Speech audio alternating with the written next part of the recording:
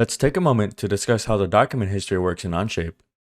To understand the document history, it's important to understand a little bit about how Onshape is built. Onshape does not use files. Instead, Onshape uses a database architecture.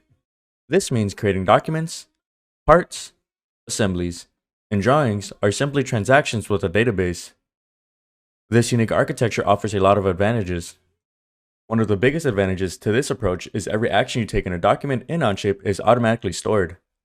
You'll notice there is no save icon anywhere in Onshape's interface. This is because every change made to the document is immediately saved and visible in the document history. To view the document history, click the Versions and History icon in the toolbar and click Show Changes. Here you see every action taken on this document, going all the way back to the moment it was created.